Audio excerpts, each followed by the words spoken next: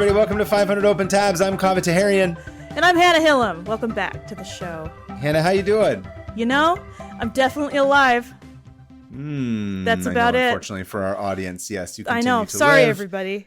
You guys can all, whoever was betting on me not being alive, you better go give your money up. Kalshi, should I do some insider trading? I was just reading about like the teleprompter guy, like making bets on Trump's speeches, and then he made like 6 figures on it or something. What? Listen, we've been going in the toilet for a long time, but now even the teleprompter guy is making 6 figures off of Trump's speeches. What are we doing, guys? Literally everything is being bet on right now. Everything.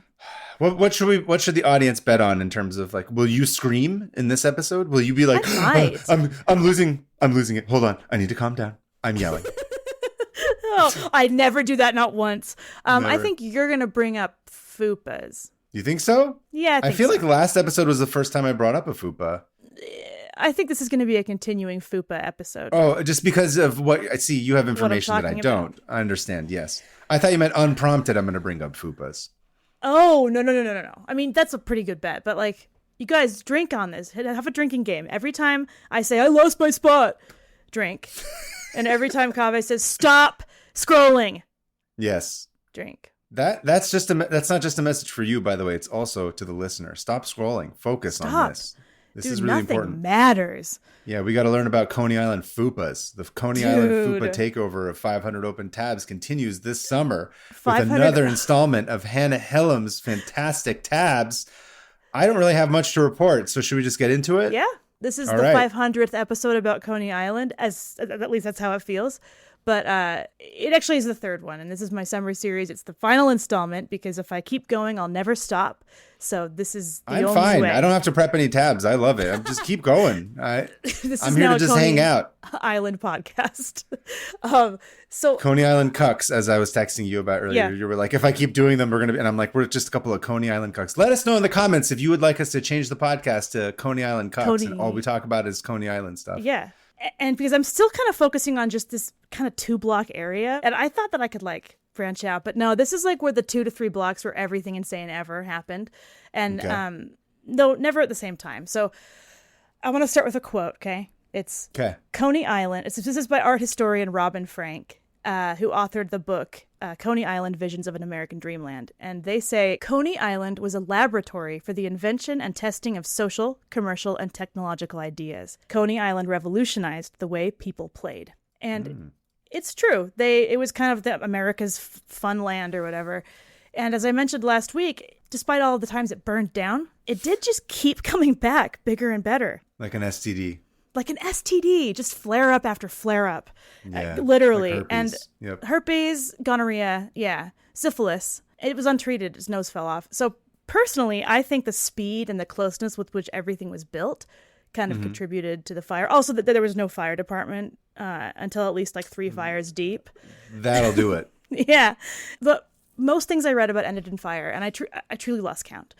But every time something burned, something bigger would replace it. And this was because there was no time to lose, since there was an intense backstabbing competition happening between the 3 existing amusement parks in the beginning of the 1900s. So today, I'll be telling you all about the Coney Island Amusement Park Wars and how the 3 parks were neck and neck trying to outdo each other for years, for about a 7 to 10 year period. They would steal patrons, rides, and ideas and push their patrons into crazier and crazier situations. Sounds like a monopoly of sorts. It does, doesn't it? And this was like peak monopoly time. And my primary source for this was an Atlas Obscura article called Coney Island Was Once Full of Dueling, Backstabbing Theme Parks by Joshua Kagavi. And this is all... We're going to get started with like the very first one that I mentioned last week. And if you remember, we talked a little bit about that guy who opened the what's it called? The Seal Park? Sea Lion Park. Oh, Sea Lion Park, yes. Sea Lion Park was like Loose Seal. The Loose Seal Lion Park was considered the very first amusement park in the technical term, like where it's an enclosed space and they're charged 1 fee to get in and they don't have to pay for all the rides. And when I first went to Coney Island, I thought that it was just one big amusement park and always had been. But it's never been that. It's always been a bunch of independent amusements. and later turning into these amusement parks. So around the time Captain Paul Independent Boynton, amusements, meaning like there's no one. It's like they're not affiliated with each other. They're all owned by different people. There's some people that own several of them, and so it was kind of this like smattering of like carnival stuff. And it's sort of like a convention or something where it's like everyone's got their own little booth. Yeah. Yeah. And you got to pay for each one. And that was like the Elephant Hotel was one of them. And I see. Like, I didn't realize that. Yeah. I thought one person was just like, I own the block or I own the whole. Not yet. I see. The monopoly part hadn't come in yet. Yeah. It hadn't come yet. So like in 1895, Captain Paul Boynton had his park open, and he had like a roller coaster, and he had the shoot the chute ride. And he had like a huge menagerie of animals that everyone loved. And another guy saw this, and he was another guy who had actually owned a couple of the rides nearby independently, and his name was George Tillieu. And he what did I tell you about George? Exactly. What till you hear about what George did? He was a local entrepreneur and showman who had noticed the success of Boynton's Park and decided to make his own. Couldn't be that hard, right? Trust a guy who's like a local entrepreneur and showman. No. That sounds like a scam artist. Yeah. I can see his LinkedIn page. Local entrepreneur and showman. God, can you imagine the most insufferable posts that guy puts up? Ugh. Just work hard. I kind of wish. Yeah, I just wish LinkedIn was around in the late 1800s. I think it would have been really funny. I think we would have had some fantastic posts. Be like, local entrepreneur. I love the everyman. Come to my park. Yeah. I work so hard. Storyteller, fun haver. We bring families together. Rock that's star. That's what I do this for. Yeah, rock star entrepreneur. Theme park guru. Okay. I know, it's awful. LinkedIn's a psyop. Guru, it really is. Disgusting. It feels like the Truman Show there. I feel like I'm in like a manicured like neighborhood, and that I'm going to get murdered.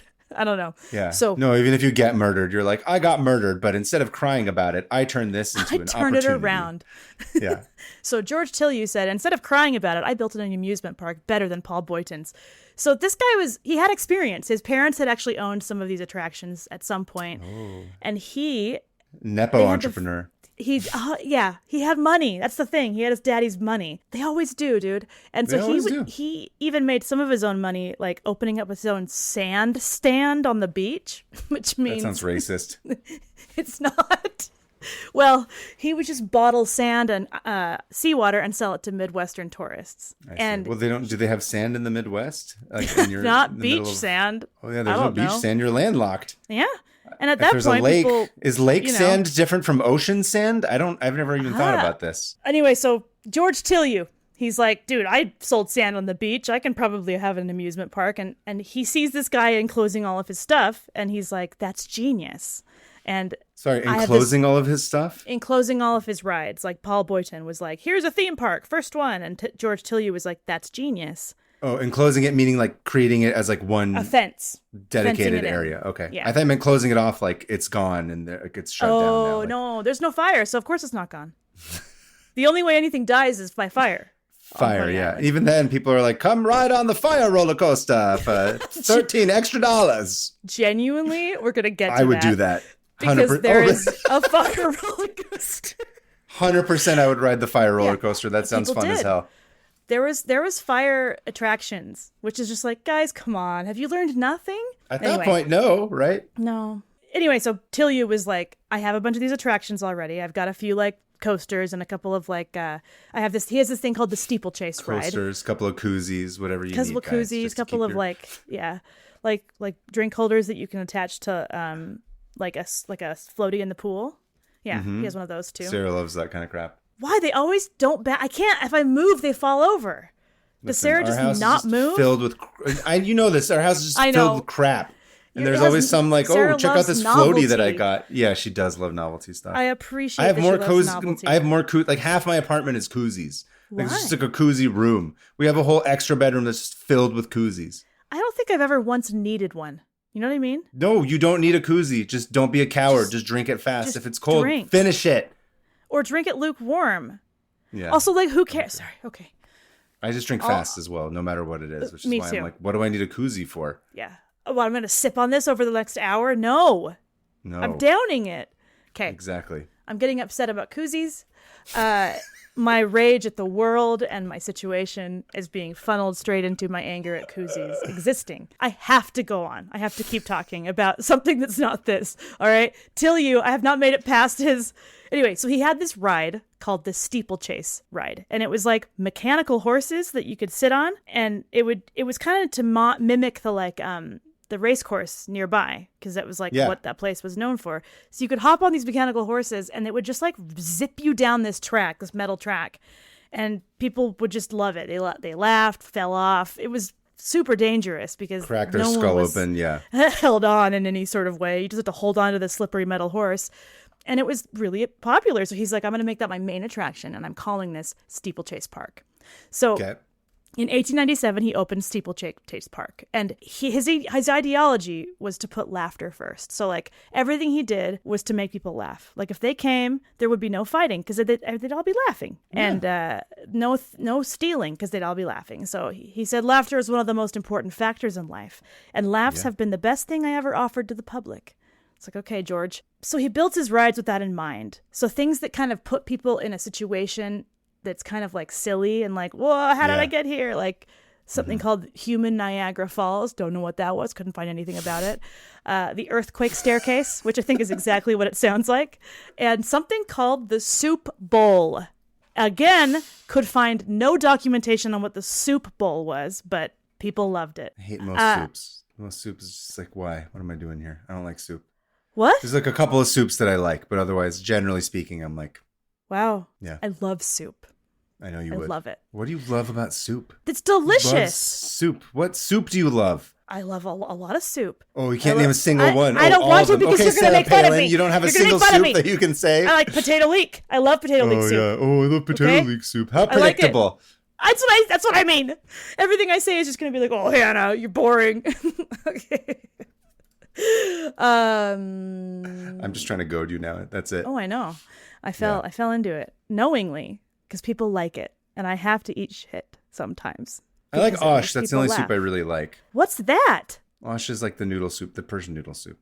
But it's like it's heartier. I don't like liquidy. I don't like soup that's like not hearty. A lot of soups. Oh, so you like stew? Yeah, stew. More of a stew. Like get a stew going. Get a stew going. So he built all these rides. I feel like I should be drinking it out of a cup, which I know some people do that for soups, but then I'm like, what am I doing? What? I don't like it. All right. You've never seen people drink soup out of a cup? No, that's insane. You get a big bowl. What the heck? What? A cup? What do you mean? Like a mug. Soup in a mug. Oh, God. I was picturing like a clear paper glass cup. I'm like, what are you glass doing? Double wall. What is this? We can't stay on topic. So, he also adopted a mascot in the form of the funny face man. Have you ever seen that like big grinning toothy freak that is associated with Coney Island? No, are you able to send me the picture though? Yes, I am. So this is the steeplechase. Oh God, no, I've never seen this before. So he's still the symbol of Coney Island. There's a huge one of those at the entrance. He's got like horse teeth in his mouth. He has like a dozen perfectly like evenly spaced teeth. Like it's a really scary. He's really scary. You know what it is? It's like when you go into photo booth on the computer, and then it gives you the option to like mirror the left and right, and then you can be like this. That's what it looks like. He's totally, symmetrical, exactly. Like weird stretched head. And he also wanted nothing to do with having his own police force, like the corrupt Coney Island boss John McCain had done. Which I got John McCain mixed up, by the way. Last week I said he wanted to clean up the boardwalk, but he was actually the one that was like, let's just look past everything. It was someone else who wanted to clean it up. Wow, anyway. Out here spreading spreading misinformation posthumously about John McCain, our once great senator. Look. That you loved. He was never a prisoner of war. Prisoner of war more like Coney Island boss. Okay, at the height of the summer, it would have 90,000 visitors a day at Steeplechase. Whoa. And this was like 1900. And here's the thing about him is that everyone saw him as this kind of like humble, like, oh, just wanted everyone to have fun. But he was cutthroat. He was like always embroiled in no. He was embroiled in lawsuits. He'd steal ideas. He would like get sued by his tenants and partners, but he still was able to like survive that reputation somehow. And he wanted to have this down-to-earth, everyman persona reflected at Steeplechase. You could bring your family and have fun and fall off a metal horse, Perfect. Yeah. And wanting to totally outdo Boynton, his park was absolutely on its way out because Steeplechase took all the customers. Also, it's called Boynton. Boynton. It was called Sea Lion Park, but Boynton ran it. So this guy, Boynton. The boys are back in town. The Boynton is back in town. Tilyu was like, I gotta outdo him. So he would travel to different carnivals and exhibitions in the U.S. and Europe and, borrow ideas to make his own versions of these things. And in 1901, he went to the Pan American Exposition in Buffalo and was discovered a new ride called A Trip to the Moon. And it was based on Jules Verne's novels. And it was designed by Frederick Thompson and Skip Dundee, former rivals who had been stealing each other's stuff until they finally combined. Skip Dundee? That's a real name? Nope. That's his nickname. I don't remember his real name. So Thompson and Dundee, I'm going to call them. They're the duo. They united. They hated each other. It was like a love-hate. They united and built this ride called A Trip to the Moon, which even now, if this existed today, I think I would be blown away by this. This was truly one of the first of its kind, a pioneering dark ride, illusion, cyclorama that took people on a multi-stage adventure through space and to the moon. Yeah. It was all They're just painted we're backdrops. sailors on the moon. We carry a harpoon, but there ain't no wheel, so we tell tall tales. We're sailors on the moon. It's exactly what that was. It's amazing. Is that Simpsons? It's Futurama. It's like this. I think it's like the second episode where Fry's like, "I want to go to the moon," and then he's like, "There's a ride." Interesting. Sailors on the moon. Yeah, this was the trip to the moon, and here's how it worked. About 30 people would board an airship ornithopter called Luna, and it would take off into the sky. It would be achieved by beautiful painted backdrops that would slowly drop. That gave the illusion. That sounds cool. Yeah. And it was dark, and there was fans blowing wind, and there was the illusion that it was raining on the top of the spaceship. Cool. And it had these flying wings that kind of looked like bat wings that nice. Went up and down. And you're gonna go see the bat people on the moon. Yeah, I was gonna say, and this is before we even had an idea of what was on the moon, and so it would shake and rumble. We knew that bats lived there. This is what, 1900 or something, or 1890? 1902. 1902. Yeah, the bat moon stuff was 1832. I want to say. Oh, you're right. Yeah. Whoa. That's crazy. I thought it was later. They had proven that there were bat moon people having sex with each other on the moon. Go back to episode, I don't know, 28, 29, 20 somewhere around there. yeah. I did a two-parter on the bat moon people. And those were some of my favorites. That was a really fun one to do. With my 2 tabs on each of them, all 4 tabs were really strong, really fun. It was a good time, yeah. That was the 1904 Olympic Marathon, I think. Yeah, that was a good one. Go back and listen to those. Comment. Let us know in the comments if you found bat people on the moon. I think we can actually link a little link that pops up and takes you to the video. So we'll try to do that if we remember. So you would take off into the sky and it would rumble and blow and you would really feel like you were doing it. And you'd see the American continent and blinking lights and storm clouds slowly disappear as you go into space and finally see Earth from space. And after you fly up, you'd land on the moon in an extinct volcano crater where they would see little people dressed as selenites, which were moon people. Selenites? Selenites, yeah. Selenite, like people who are huge fans of Selena, who were younger? You'd think. But Selena little kids means that moon. love Selena. Oh, I didn't know that. Yeah. They're singing and Bitty they were Bitty Boom Boom. Bitty Bitty Bum Bum, yeah, dude. Bum Bum. Well, I was singing Boom Boom because it sounds like Moon Moon. Oh, Bitty Bitty Bitty Moon Moon. It's not very good. Bitty Bitty Moon Moon. Own it. Lean in. That's what comedians do. They just say things and they're like, that's what I said. Yeah. Bitty Bitty Moon This is a comedy Moon podcast now. I'm going to keep making terrible jokes. Hopefully we'll get 50 million subscribers. Let's just talk about the dumbest things possible, and maybe if you want to hear us talk about stupid ass things and think that that'll grow our audience gigantically, let us know in the comments. Get in a fight. Get mad about somebody being cast in the Christopher Nolan Odyssey movie that came out. Fight in our comments. Can you guys fight about that? Please. Yeah. Please. Oh, woke. The Odyssey is woke. Can't believe they would cast Matt Damon in that. I'm just kidding. That's all I know about the Odyssey. That everyone's mad about the costume.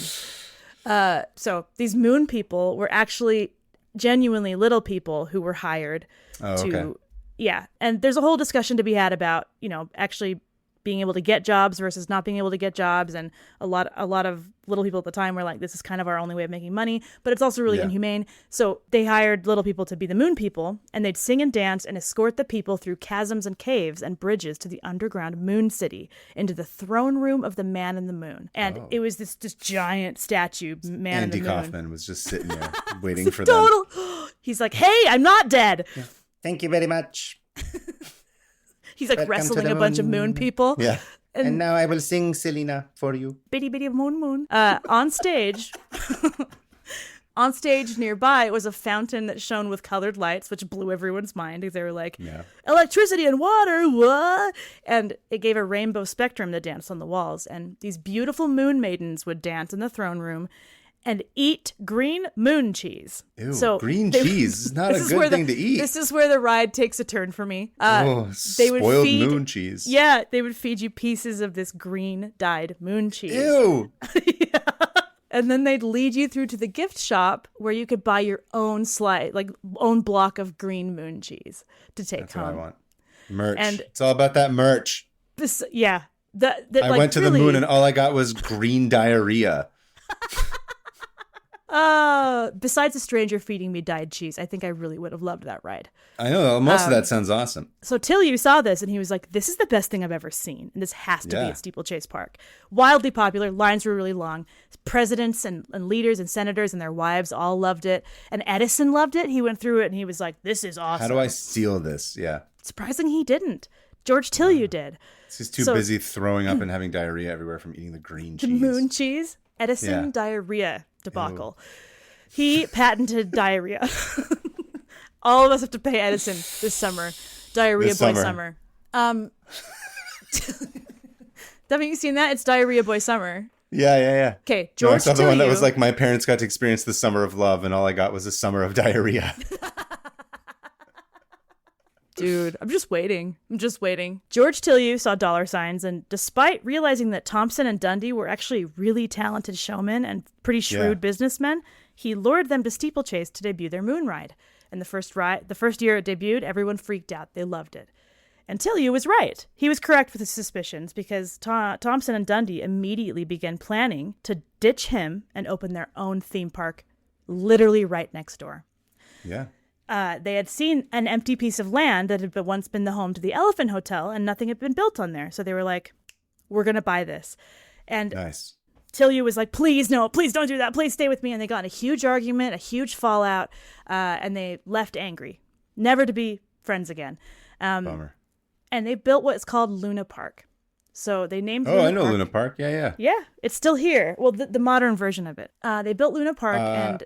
I have a question for you. Yeah. Let me ask you, were there like a bunch of billboards for ads and stuff around Luna Park and Coney Island? No, but there are on this podcast. Oh, perhaps we should go listen to them then. After you.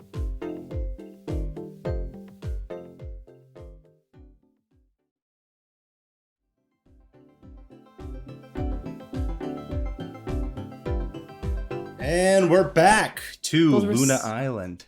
Luna Park. But yes. Luna Park, incredible ads. The ads that we just heard were so really good. Did you buy? How many of those things did you buy and sign Every up for? single one of them. Multiple accounts. How many did you buy? Probably 35. not as many as me. No. Yeah, I bought 33. So, wow. It's combined. Thank you, advertisements. Okay, so Luna Park. Luna Park starts being built. They're building it at the old remnants of Sea Lion Park and where the Elephant Hotel, all that. So they keep some of the rides, like the Shoot ride I talked about last week, because people loved it. And Dundee in particular was kind of obsessed with the Elephant Hotel because he found one of its legs, like, that didn't burn. And he was like, this is good luck. This is my special Elephant Hotel leg. And this is good luck. It's the worst keychain I've ever seen. It's probably gigantic. Gigantic. Has to drag it around. He's all tossing his rabbit's foot out. Do kids still do? They don't do that anymore, right? No, there's no rabbit's foot because like the animal. Were they real rabbit's feet or were they fake? Yes, a lot of them were real. Ew. In the 90s, they were real. In the 2000s, they were not. I actually looked this up because I was like, was I carrying around a rabbit foot? And I was. We all were. Strange phenomenon. Strange, right? Oh, yeah.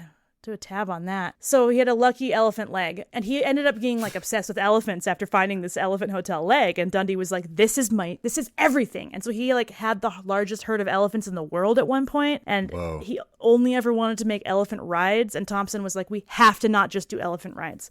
Also, there's a patent on right. Animal-shaped buildings and stuff. You're right. So their goal was to build something so flashy and beautiful that it would dwarf the next door neighbor, Steeplechase, which they considered lowbrow and low tech, and they hated the guy. They wanted fantasy, a place where people could step out of the real world and into something fantastic. Mm-hmm. And what came with Sea Lion Park was this zoo. And at that zoo, there was an elephant named Topsy, who was known as a man killer after accidentally killing some people. This is the murderer, Topsy, This is the murderer. So I'm not going to get into it too much, but her handler, Whitey Alt, his name's Whitey, was a drunk. Whitey? It's like an bad name. Alt-right character Alt-right. who's white. Who owns Whitey Alt. I guarantee you there's somebody Whitey in some Alt. far-right forum whose handle is Whitey Alt. Definitely. Ew. Yeah. And Thompson and Dundee were like, dude, this elephant's awesome. It's like the hotel. But it's a real one. And so they began advertising campaigns. Let's go eat a meal inside of its stomach. Let's go hire a prostitute inside of its stomach. As is my right as an American man. So exactly. They were like, okay, we're building this park. We got to get this elephant involved. So they have this elephant. They have Topsy working. And they have pictures of her like moving. Moving timbers. She was the one who moved the Luna spaceship over to the new ride. Mm. And they had pictures of this in the paper. And they sold it as her doing her penance for her murders. And it got everybody. Even for old timey, that's like insane. People loved it. People were insane, dude. There was so much lead in the air and coal in the air, and everyone was just like arsenic, snorting arsenic, and not lead, but. And so there's these photos of her, and everyone was like, "Did you see that elephant building the new park? We gotta go!" And one day, her handler, Whitey Alt, was drunk as usual, and he rode Topsy through the town. Rode on her back through the town, and she rampaged the police station, which ACAB, I could agree with Topsy. Honestly, continuing to be a hero. I love her. She took out the most important people to take out, the cops, and the police officers ended up hiding in the jail cells to get away from her. Hell yeah. Yep. Alt was fired, and they were like, yeah, we can't handle her anymore, so we're going to execute her.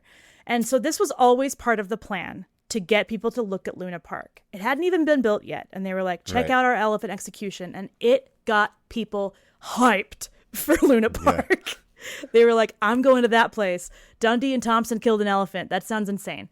Posters went up, advertisements, and when it opened on May 16th, 1903, guests were treated to a show of 250,000 electric lights turning on at once. Whoa. And it blew everybody's mind because that had never been seen. Thousands of people came the first day, and they were able to go to the baby incubators, of course, the Venetian City, a War of the Worlds experience, which had a Europe attacking America by ship and us fighting back. 20,000 Leagues Under the Sea exhibit where they could ride a submarine to the polar regions. Chutes, which they had left up and everyone loved, but they'd also send animals down it because that sounds fun, I guess. How much space are you talking? Like, how much area did they have? That sounds like a lot of stuff. I think, there it was, but I'm pretty sure, how big was Luna Park? I looked at it earlier. It was 14 acres. So it's huge. It's huge. So, okay. And at that time it was even bigger because they hadn't sold parts of it yet. So this place was gigantic. It was like a tiny little city. And remember, George Tillieu is just glaring from literally 20 feet away at the entrance of his park at what these guys are doing. Like, they put this park up right next to him, and it pissed him off. And so he was like, I have to somehow get back at these guys.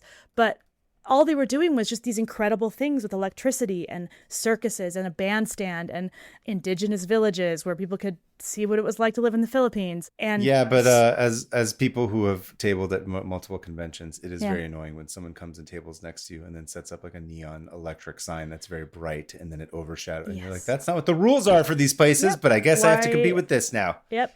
I guess I have to. It's annoying because then now you got to do all this stuff. Yeah. And this, I mean, maybe we should do the George Tillieu approach at cons. Have you considered electrocuting an elephant at Comic-Con and see how that works? Come one, come all. I'm going to electrocute. What's a famous elephant now? I think it was Stampy. I don't know any famous elephants at the moment. I'm sure there are some. Dumbo. I don't know any famous. I'm gonna electrocute Dumbo at Disneyland. That's going to be my. That would get people to come. Maybe. Sound off in the comments. Which elephant should Hannah electrocute at the next comic convention that she does? I need to get some more people at my booth, okay? There was camels, and there was a place called the Streets of Delhi, which was like made to look like racist. Delhi. Oh, what? Yeah. Whitey Bulger. What was his name? Whitey alt-right. Riding camels down the streets of Delhi. Alt-Whitey is what I'm just going to call him now. And like, do not mistake my interest in Coney Island for it being perfect and beautiful. This place was nuts. That's not what you were texting me earlier. Actually. I know, but don't tell them about that. Yeah. But like Coney Island was very much built on exploitation, as you'll soon see, which is unfortunate. And I think that's why it kind of it was kind of an amoral place, because there was this idea of exploiting literally everyone you came across. It's crazy to think that at this time, like, slavery had been made illegal based on like a gigantic civil war like 20 years before. Yes. And we have a Filipino village now for people to go like, sorry, what? Yeah. But here's the thing, like at the time, people are always like, that was so long, and I'm like, no, it's not. No. This happened. This is like your grandparents' saw this shit. Yeah. Yes.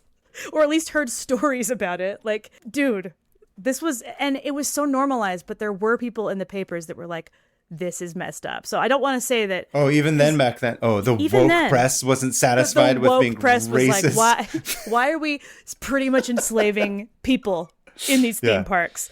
God, can't even have like enslaved theme parks anymore because even have woke. A token tribe of Filipinos in my theme park anymore. Oh, they're just trying to ruin my fun. So you could like Crypto go look at will save us all, guys. You could go look at a bunch of babies, go down a shoot the shoot ride, get soaking wet, and then go like watch some like people in their village, or ride a camel through it. Racist. Deeply racist. So anytime there's a camel, I just have to say racist. That's it. That's like my otherwise default. This wouldn't be racist to you for sure. Nothing else. Yeah. Everything else is above board. Everything else the camel you do is the now. Racist part. And so people loved these camel rides. They were like, this is just like being in, India. Arabia is probably what they would have said. Oh, it was in Indian. Yeah. Arabia. Streets of Delhi. But probably which to them, the streets of Delhi are in Arabia, I would assume. Arabia. Yes. I'm sure the architecture looked like Aladdin, like just very basic. I was going to say, it was like the Guy Ritchie version of Aladdin, where you're like, I don't know what this is supposed to be exactly. I don't know where this is from. Yeah. But there was Japanese gardens, Irish villages. They also exploited the Irish and made like these like shantytown Irish villages for people to look at. It was like, I mean, this is like, it's a small world kind of, right? It's like, It's like a prototype for that kind of shit. Definitely. I get it. I think This Is a Small World is kind of what replaced it. I'll say though, it's interesting to consider it as like the prototype of something, even though it's like horrific. It's both deeply offensive and racist, but also it's interesting to think about it as you've never, like, these people haven't traveled the world. Like, there's no TV, they've never left New York. Half the people have never even seen like half the stuff in books, right? So it's like people are working in factory, like kids are working in factories. And Coney Island was like kind of this. It's not forgivable by modern standards, but I get it. I get why. Right. I get what they probably in their own mind think that they're doing. The spectacle of it. Just like, oh, we're bringing India to you. Yeah, and it's the Philippines to you. Yeah. And it's true.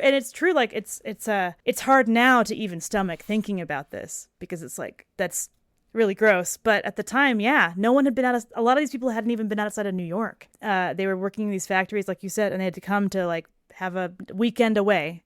And this is why swindling and being a con man used to be so much easier, because people would just be like, you're like from one town over, and people have no idea like what anything is, which is crazy. You don't even have freeways or highways. Really, no, exactly. There's like dirt roads and some train stations, like if that. Did I ever tell you about the story of my great grandpa who quote unquote drowned in a river and then had a whole new family a town away? He faked his death. Nice. He faked his death and started an entire new family. A town away. A town away. Real. And his son found out and went nuts. He was like, a town away. I have to go a town away to get coffee. And it was like in Missouri, so it was like kind of a walk. But that's how much people didn't leave their area. Like, it's insane. And like this is basically 100 years ago. That's not that long ago. That's really not that long ago. People were doing this all the time. Just random, like, wild. And the story always went, we thought he drowned in a river until recently, when DNA proved otherwise. Unreal. Like through ancestry or whatever. Like, oh, wait, there's a whole branch of the family that he started. Just a reset. Yeah. I was like, man, what a wild Delete world. my account. And that Start a new one. Seriously, it's like, I'm sick of this. But yeah, at the time you could just kind of do anything. Like a lot of these shows even would do things like that where it's like, this is the wild tribe of this place and here's the things they do. And these people don't speak English and they're like, we're getting, I guess, kind of paid and then we have a house to live in, but I don't know what they're saying. And it would try to like sell this whole thing as what it wasn't, you know, or like there was one that was like the oldest elephant on earth. He lives here. Come see him. 100 years old, like stuff like that. Or the two-headed baby, which was like not stuff like that all over the place. Of course, yeah, like random freak showy stuff. You could make up anything, and people would be like, "Yeah." So they also Tilly had a band Norwood over here in the corner, the first AI actress pretending to be it's an funny you indigenous say person. Tilly because that big smiling face is called Tilly. Looks just like Tilly Norwood. Yeah, hate her. I'm sorry I brought her name onto the doesn't podcast. exist. I apologize. I hate her. Why did you? Ugh. So there was a bunch of cool gardens and stuff, and Tilly was absolutely pissed off because his sales immediately dipped, and he lost a ton of money, and he had to watch all of this from like right next door. I mean, I get it. I'd get him being pissed if the competition comes right next to you. Fully, especially because he's like, oh, you guys are doing these insane things when I just have some wholesome fun over here. And they had a show called Fire and Flames. Luna Park opened a show called Fire and Flames. And it was a show where they had like a burning fake building. And it would just be put out in dramatic ways and saving the actors inside who would jump from the windows into nets. I mean, it was like a play and it was really exciting. It's like Waterworld over at Universal Studios, essentially. Yes, except, and like, we laugh about all these things now, but imagine seeing all of this in one spot. I think I live in LA. I see things on fire all the time. It's not really that interesting to me. That's true. You're like, oh. Shout out to the Canadian listeners. Hope you guys are all right. Dear God, you guys are not used to this. Yeah. It's fire season. So what kept Luna Park so popular at the time was that Thompson and Dundee were constantly adding new things. They were getting rid of old things. If anything dipped in sales, they'd get rid of it and add something new. Every year there was some new things and people wanted to see. And they opened a new railway called Dragon's Gorge that like took you through this crazy scenery and a train robbery exhibit with a real train. And that sounds awesome. What am I going to say? I would a train robbery exhibit? Right? You get to watch someone rob That sounds a like a cool ride, or you get to be robbed on the train. That would be fun. Experience a full robbery. They had ostrich racing. But it wasn't ostriches racing each other. It was someone on a bike racing an ostrich. They had disaster simulators like the Johnstown flood. And of course they had everything you could think of every year. And just 1 year after Luna Park opened, another man shows up. His name is William Reynolds. And he's a former politician and real estate magnate. I already hate him. Get ready. Bill Reynolds? It's the worst name. Reynolds. Bill Reynolds. I hate you. I'm sorry. I already know. A senator and what? And a real estate? And a real estate magnate. And he buys what was left of Sea Lion Park that Luna Park didn't buy. And he opens his own amusement park right next to that called Dreamland.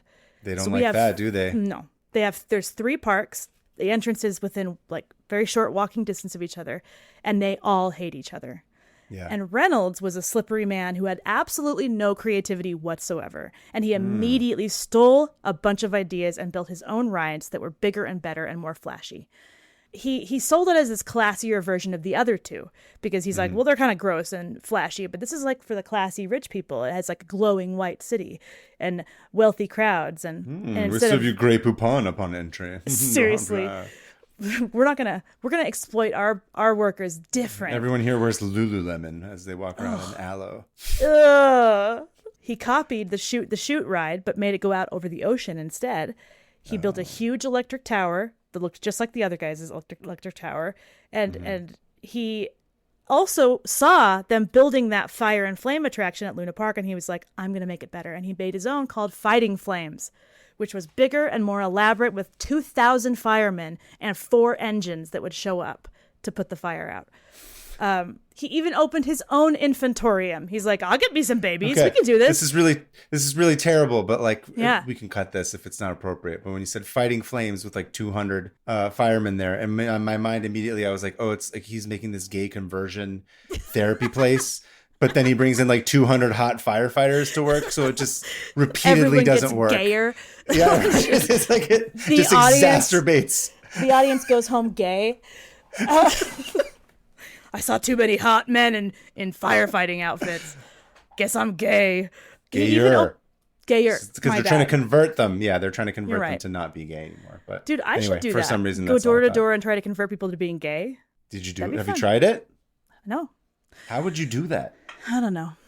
I genuinely don't know. Considered our Lord and Savior homosexuality? Gay. I don't know. Gay? Yeah, just gay. Our Lord and Savior, these firefighters? Yeah. Okay, so they're pretty hot.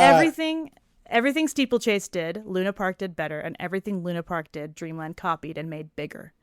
And so this starts this 7-year absolute hatred for each other, where constantly they were trying to outdo each other. One ride would go up, another person would be like, I'm doing it better and different. Put that up. They opened a copycat ride called Hellgate at Dreamland, and it's what it sounds like. A trip to hell, where Satan honestly...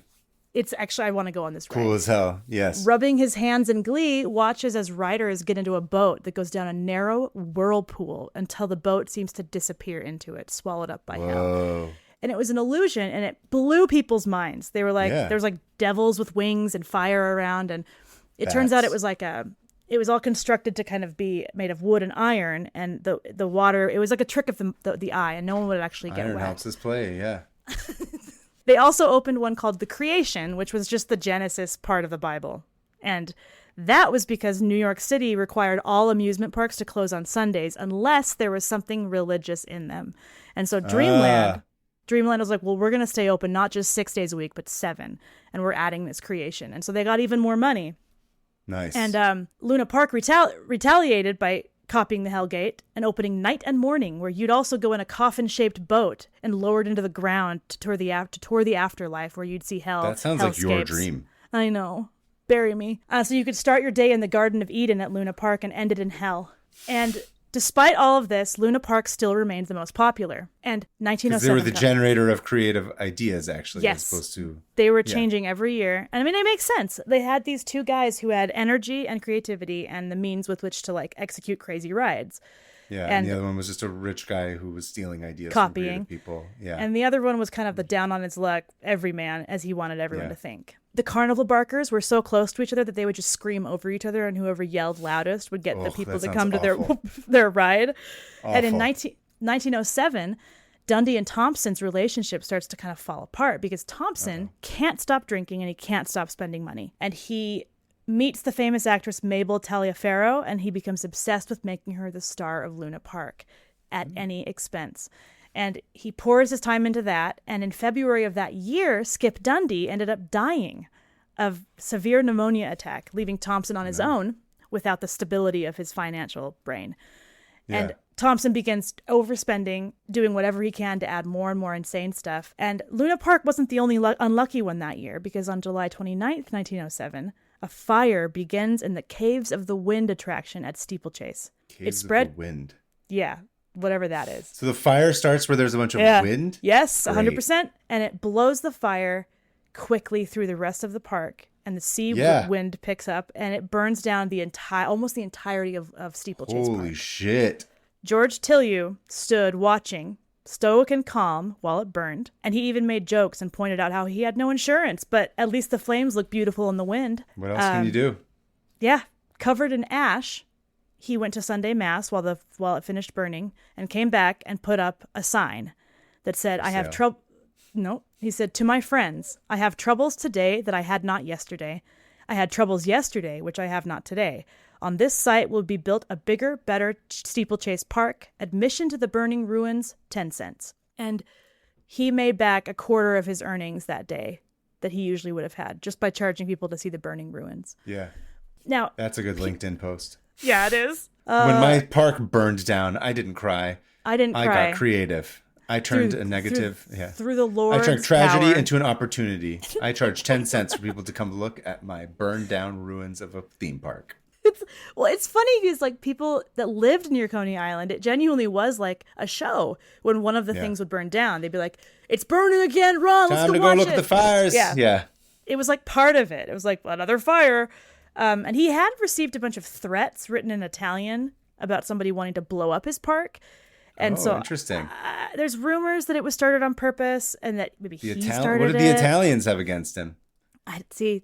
I don't know. I don't know if it was like him pretending. It was just everyone's like, oh, wow. Anyway, he made it seem like, oh, I don't have the heart to rebuild it, but everyone wants me to. And so 2 years later, all while Dreamland is just raking in more money and Luna Park is raking in more money, Tillyou builds the Pavilion of Fun, which is the new and improved Steeplechase Park. It's a huge steel and glass dome that felt a little like you were in a giant pinball machine. So it wasn't just one ride. That doesn't sound fun. That sounds way too warm to me. This whole thing is insane. So you'd be pushed through the different rides. One would lead into another. And he wasn't messing around anymore. And he kept the more mechanical and down-to-earth rides. Like he rebuilt the Steeplechase ride, and he added a level of lewdness to all of this. Because he was like, how do I get people to come? The kids want lewd, we'll give them lewd. They want racism, we'll give them racist. And how? And how? He ended up deciding that like a lot of young couples come and nobody can like touch each other. No one's like physical unless they're here's forced. The finger bang ride. Yeah. Take Pretty the sweetheart. much. Yeah. Pretty much. Journey to finger bang land. A trip to the finger bang. Yeah. He built something called finger the Barrel bang bang is probably what it would be called. Yeah. Finger bang bang. It's like a Wild West gun show, but with never mind. There was. That's what they're doing. Yep. Come on. Pew, pew, pew, pew, pew, pew, pew, pew, pew. Finger bang is sweetheart. I mean, that is the traditional like Coney Island activity now. That's literally what it is. Yeah. These days you're saying. Decades later, kids would just go there and lose their virginity under the pier. Yeah. Like that makes sense. So there was what he called the Barrel of Love, where young couples would accidentally be thrown into each other's arms by a spinning floor. Oops. And they would also be led then into the earthquake staircase that he rebuilt, which is exactly what it sounds like. The earthquake staircase. So men could like use it as an excuse to catch their dates if they fell. Or women could just force themselves against the wall of the earthquake. Yep. The earthquake staircase got more action. Ma'am, you're single and you've done this ride for the 10th time today. Can you stop? Do it at home. Exactly. Before dryers existed. Yes, before dryers existed. Did I ever tell you about the time I went to the Antique Vibrator Museum? No. It's in San Francisco. Where is that? San Francisco. And they had vibrators from like 1880, and one of them was called the Handy Hannah. 80? Oh my God, the Handy Hannah? Yes. Why did you tell me this? Why would you tell me this? Because that's the best. All I'm going to call you from now on is the Handy Hannah. That's what my friend called me for like months. Because there was a whole brand of vibrators called Handy Hannah. And I was like, crazy. This is crazy. Anyway, where was I? Okay, so the Pavilion of Fun. Finger banging on the earthquake one, yeah. Finger banging on the earthquake ride. And then they would go down the slide after that and end up on the human pool table. The slide? That thing's slippery as hell after all that shit. The human pool table? Oh, so I can't keep up with this. Spinning circles.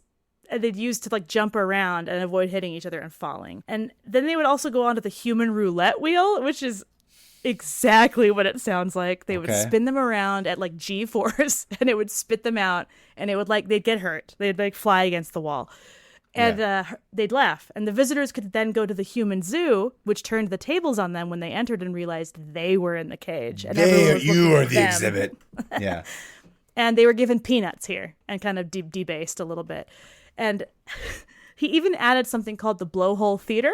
Oh, dear Lord. The Blowhole Theater had holes in the floor that blew air up women's glory skirts. Holes? Could be. Or no, I guess if there are holes on the floor, it's the other one. It's the table. Yeah. It's the milking table. It's not a glory hole. It's a milking table. It's a milking table. Bro, did you just make that up? I hate that. No, that's a good thing. Milking. Ugh. So these holes in the floor would blow women's skirts up, and if their date or the man they were with like protested, he'd get shocked by a taser wielded by a clown. So what? You'd just be like, "Oh, my knickers," and then someone would just tase your boyfriend. If he was not excited about it. If he wasn't like. It was just if he didn't get if it wasn't full staff, yeah. They're like, oh. If it wasn't rock hard, they're like, hurry it up, get that blood flowing with a clown.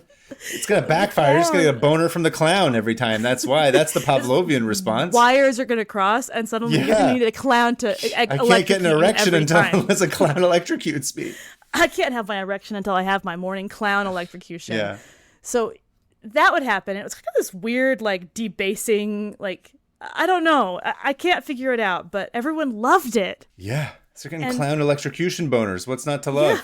And he starts raking in the money. And Luna Park, meanwhile, only one guy is still alive, and he's barely holding on. He has no money. He's going bankrupt, but Luna Park is still getting enough to maintain itself for each year. And Dreamland was they just kept copying, and no one really cared because they were getting finger banged on the earthquake ride. Yeah, exactly. And 1911, all of this kind of comes to an end right before the opening weekend of that summer season. Workers at Dreamland were hastily readying the Hellgate ride and fixing lights. And at 1:30 a.m., the lights in the tunnel of hell started to explode. And some of the tar that they used to create... This is a bit on the nose, Hannah. I know. That's why it's insane. The tar they used to create the hellscape caught fire and quickly spread and immediately became out of control because tar is really flammable. Like from the flames came from hell is what you're saying. From hell, yes. Yeah. Exploding light bulbs, burning tar, and everyone had to run out. Like all the workers were like, "Oh no, we ruined the Hellgate," and everyone stopped what they were doing to watch Dreamland burn to the ground.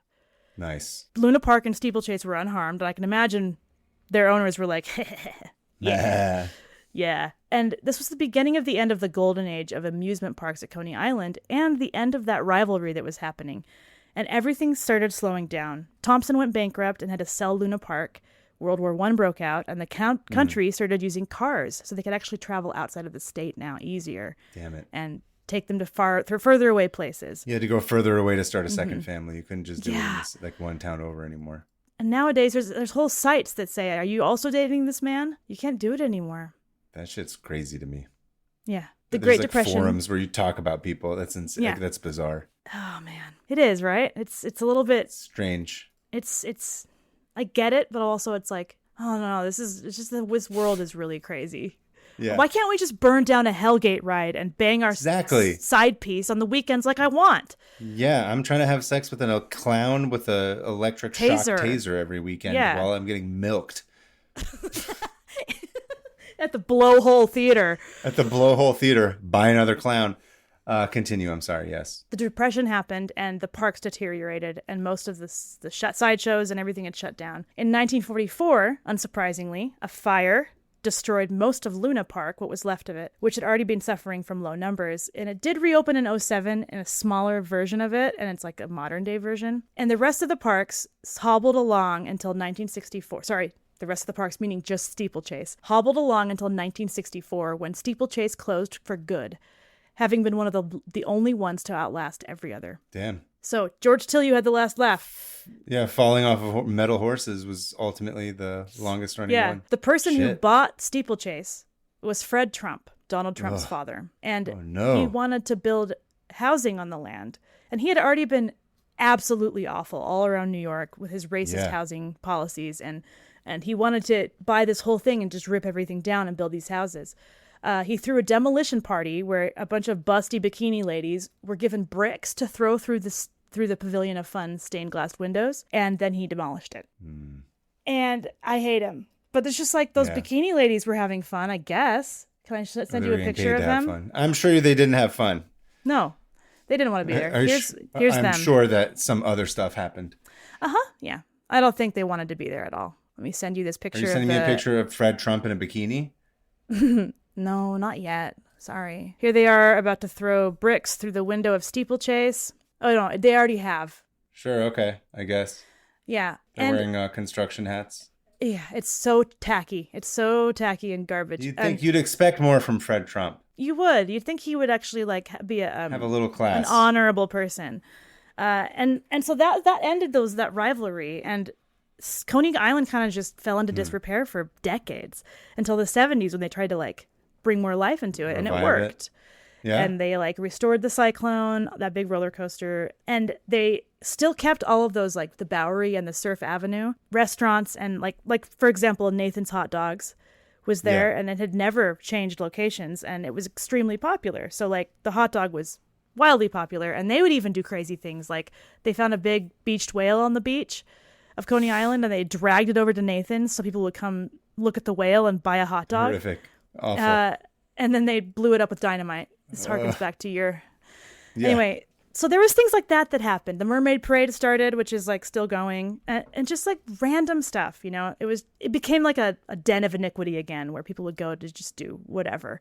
And it still exists, but I don't think anything will ever top that 10-year period where everyone was just trying to make a better ride than the next person. Peak Coney Island. Yeah. And that concludes my 3-parter on aspects of Coney Island. Love it. Thank you. That was a lot. I'm sure there's so many other cool things that you could have done. It sounds like there's just countless. No, I just mean it sounds like no, that wasn't a jab. I mean, like, I was like, it sounds like you had probably like a billion other stories that were in there that like you could have also done. So many. The whole, like, I genuinely had to, I was one of the hardest tabs to research because everything was interesting. You know what I mean? Like there was a whole, like, there was a cow that they milked on site that you could drink out of. Bringing it back to the milking table again, Hannah? Yes, but it's a real milking table. A cow. Putting udders through the floor. So it's just stuff like that was just... Oh, and then the mob ran it for a while, and I had to just close all those windows. I'm like, no, I'm not allowed to read this. But yeah, it was crazy. I love Coney Island. I kind of, like, I want to go see all this stuff again. Go on I know, cyclone. You miss the whole, like, you know... I miss the human zoo.